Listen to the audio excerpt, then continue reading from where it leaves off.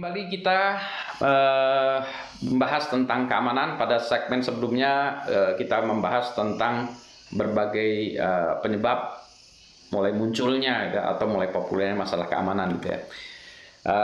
Sekarang pertanyaannya, kalau gitu mungkinkah kita membuat sebuah sistem yang aman ya? Ternyata tidak mungkin kita membuat satu sistem yang 100% aman, dan itu memang tidak ada. Selalu saja ada cara untuk merusaknya. Kalau kita ambil contoh, kalau kita buat pagar ya, pagar yang mungkin pagarnya 20 cm, tentu saja bisa kita loncatin ya dengan mudah. Pagar 1 meter agak susah loncatnya, tapi bisa kita loncatin. Pagar 2 meter, nah mulai susah, tapi kita bisa loncat, bisa meloncati pagar. Pagar 3 meter, oh kita bawa tangga ya 3 meter. Pagar 5 meter, bawa tangganya lebih panjang aja ya. Jadi sebetulnya selalu ada cara untuk menyerang sebuah sistem. Meskipun caranya menjadi lebih susah, biayanya lebih mahal, ketahuan, dan seterusnya. Jadi memang tidak bisa ya membuat 100% aman. Biasanya itu nanti dikaitkan dengan biaya yang kita keluarkan untuk melakukan pengamanan ya. Gene Spafford dan Garfinkel di dalam bukunya Practical Unix and Internet Security mendefinisikan. Jadi gimana definisinya? Dia definisinya, a computer is secure if you can depend on it and its software to behave as you expect. Jadi ini masalah ekspektasi saja. Tentu saja definisinya bisa berbagai variasi ya gitu ya. Tapi biasanya orang lebih mengutamakan kepercayaan ya, trust, dibandingkan 100% security. Karena nggak mungkin satu, tapi trust. Jadi kita bisa punya satu sistem yang memang dia tidak secure 100%, tapi dia dipercaya setiap orang. Sebagai contohnya KTP ya. KTP kita itu adalah suatu entity yang kita percaya bersama. Mau buka rekening account, fotokopi KTP. Mau buka apa, fotokopi KTP gitu ya. Padahal kita tahu KTP palsu ada nggak? Ada gitu ya. Tapi KTP itu adalah entity yang kita percaya bersama, trust gitu ya. Demikian pula kalau kita buat satu sistem e-commerce segala macam, ya trust ya, trustworthiness dari sistem itu yang kita tingkatkan. Bagaimana kalau kita ada masalah cepat recover, cepat balik kembali, dan seterusnya. Nanti keamanan kita dikaitkan dengan risiko yang mudah-mudahan akan kita bahas di satu seksi tertentu gitu ya. Keamanan ini biasanya dikaitkan dengan kenyamanan. Semakin aman biasanya semakin tidak nyaman. Analoginya kalau kita misalnya keluar rumah kan kita kunci pintunya gitu ya. Ya berarti kita harus punya waktu ngunci ya. Kalau merasa kurang nyaman lagi, masih kunci kurang aman lagi, kunci tambah gembok ya. Berarti kita agak sedikit kenyamanan kita turun sedikit karena harus buka kunci, buka gembok. Masih merasa kurang aman lagi, kasih palang gitu ya. Jadi kita ada gembok, palang, kunci, wah segala macam ya, slot dan lain sebagainya. Sangat tidak nyaman sekali gitu. Tapi keamanan meningkat. Nah, jadi biasanya ini kita punya toleransinya antara keamanan dan kenyamanan gitu. Seberapa jauh kita akan mentolerir ketidakamanan itu. Artinya definisinya juga berbeda-beda ya. Kalau untuk pribadi kita punya komputer, keamanannya sedemikian. Kalau kita punya data di kampus, keamanan sekian. Uang di bank, aplikasi di bank, aplikasi militer, tentu saja tingkat keamanannya beda-beda ya. Dan tingkat kenyamanannya juga beda-beda. Kalau kita mau masuk ke fasilitas militer, ya kita masuk ke sana, naruh nama, segala macam, mungkin sidik jari, retina, palm, macam-macam lah ya, kita diperiksa. Susah ya, jadi memang dibuat menjadi tidak nyaman ya. Tapi demikianlah, jadi ya ada trade off ya. Juga keamanan ini juga ada kaitannya dengan performance atau kinerja. Biasanya salah satu cara mengamankan itu kita menggunakan kriptografi ya. Kita pakai rumus-rumus matematik untuk melakukan pengamanan, datanya kita encrypt segala macam sehingga tidak bisa disadap orang. Tapi ini biasanya membutuhkan komputasi yang tinggi, yang sehingga itu ada trade-off lagi. Bayangkan kalau kita menggunakan handphone ya, enkripsinya demikian tinggi, super secure, tetapi prosesornya ini kurang cukup. Jadi kalau kita bicara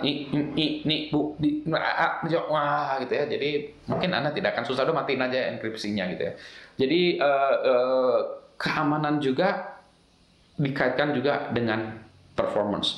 Jadi ini merupakan tarik ulur ya, merupakan problem engineering sejauh mana kita akan menerapkan pengamanan. Satu hal yang perlu kita ingat ya, ketika kita ingin mengamankan, sebetulnya yang kita ingin amankan apa gitu ya. Yang ini kita amankan itu kita sebut adalah aset ya, aset.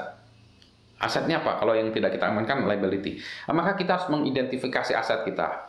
Sebagai contoh, kalau kita punya sepeda, sepedanya harganya 25 juta, kita bawa ke kampus. Tentu saja nggak akan kita tinggalkan di situ aja ya, kita belikan rantai. Kita rantainya belinya 100.000, bahkan 1 juta pun masuk akal.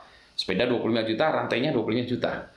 Tapi kalau sepeda kita sudah karatan, rombeng, kalau kita taruh orang pun takut ya, dekat nyenggol sedikit, gores, tetanus, mati gitu ya. Jadi ditaruh gitu juga nggak ada yang mengambil. Akan lucu kalau kita punya sepeda yang kayak gitu, kemudian pengamanannya, rantainya harganya 1 juta, 2 juta, nggak masuk akal gitu ya. Jadi kita periksa dulu, sebetulnya yang mau kita amankan, aset kita tuh apa. Ya, aset yang fisik mau gampang dilihat. Nah, masalahnya kalau kita berbicara tentang IT ya, teknologi informasi, ini susah ya.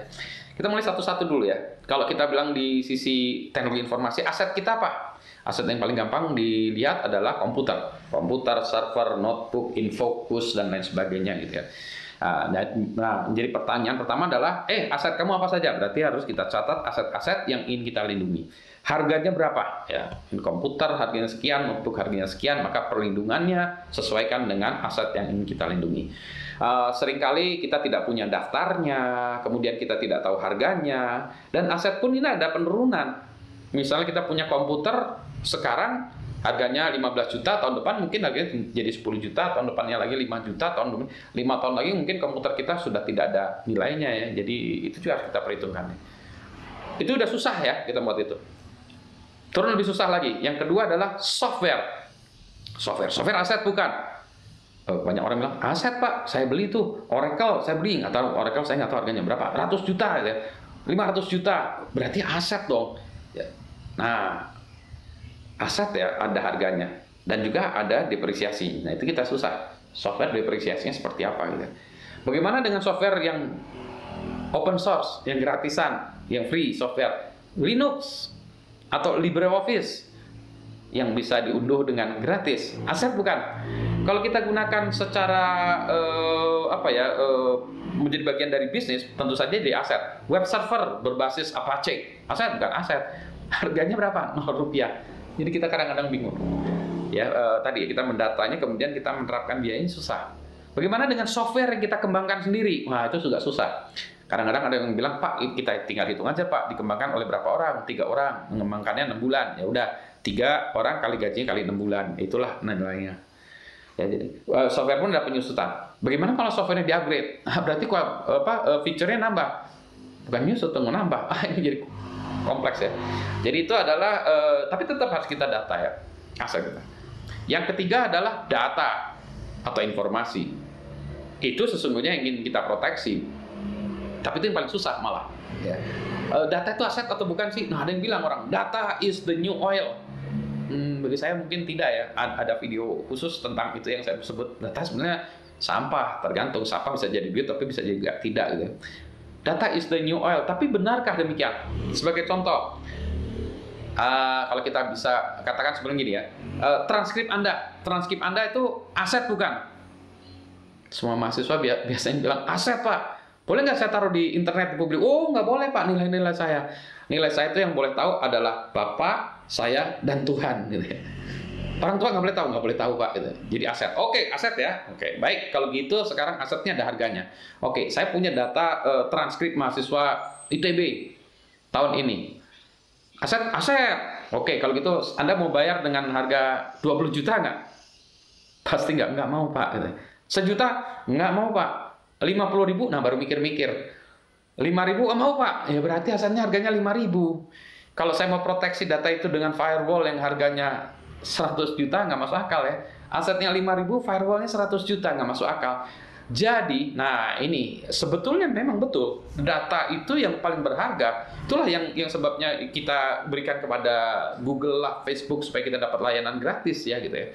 Jadi data itu kita berikan, kita dapat layanan gratis. Jadi data ada value-nya, ada gitu. Cuma value-nya itu susah gitu ya.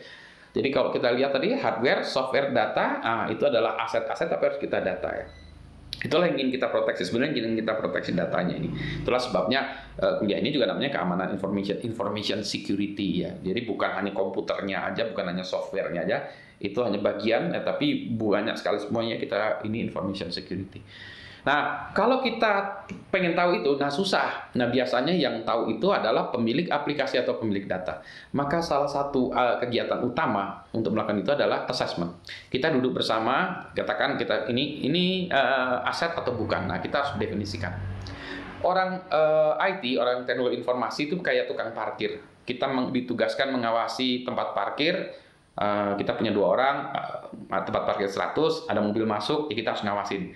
Ada mobil masuk, wah ini mobilnya keren nih, mobil baru, wah mobilnya Lamborghini, wah ini keren. Taruh depan kita ya, dekat tempat kita, tempat masuk supaya bisa kita awasin. Datang angkot, udah bobrok segala macam, di pojok sana aja lah biar nggak ada yang nyuri juga gitu ya. Datang mobil BMW, wah BMW nih, mobil BMW lama, oh kayaknya keren nih, taruh di sini.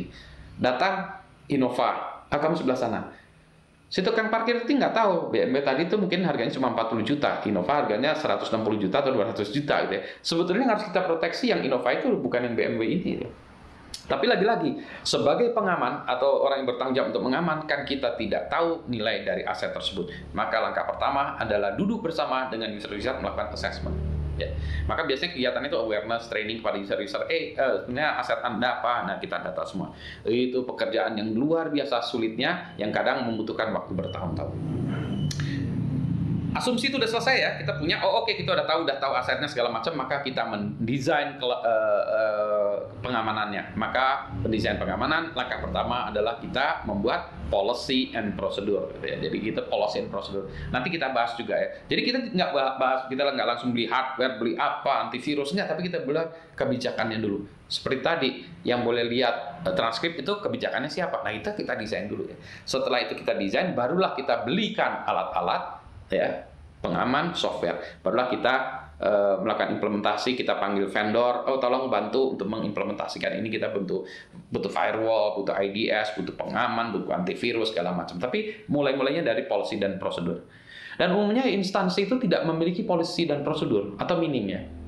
Pak, ada berapa policy dan prosedur? Wah, kalau secara rinci itu ada banyak ya, ada yang mengatakan 150, jenisnya macam-macam ya.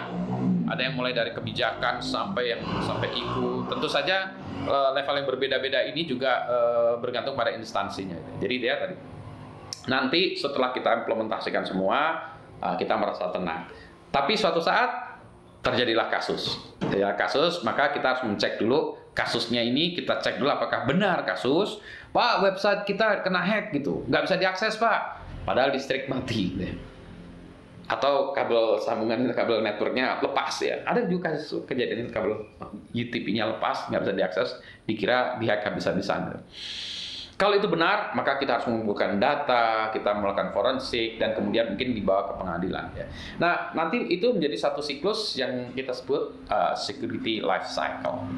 Jadi balik lagi, kalau kita boleh perhatikan ya, salah satu poin yang Anda bisa bawa pulang adalah, kalau kita ingin mengamankan, maka kita harus tahu dulu aset apa yang ingin kita amankan, maka kita gunakan security life cycle ini untuk menciptakan pengamanan. Dan semoga itu membantu kita untuk memudahkan pengamanan. Ya. Jadi sebagai penutup bagian pertama ini kuliah kita, bahwa masalah keamanan ini kan tetap muncul ya. Kalau kita lihat tadi beberapa kasus-kasus keamanan yang baru muncul, kalau yang tahun-tahun sebelum-sebelumnya juga banyak juga ya, dan akan muncul dengan pola-pola baru karena teknologinya baru, model bisnisnya baru gitu ya. Dan masalah keamanan akan tetap menjadi prioritas bagi kita bersama, dan akan bahkan menjadi lebih muncul lagi. Dan kalau kita lihat terakhir, security itu merupakan sebuah proses ya, siklus, bukan sebuah solusi one time. Itu sama dengan kita menjaga kesehatan kita, jadi kita harus menjaga kesehatan terus-menerus.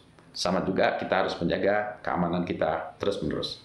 Demikianlah pengantar keamanan informasi. Nanti kita akan sambung pada kuliah berikutnya.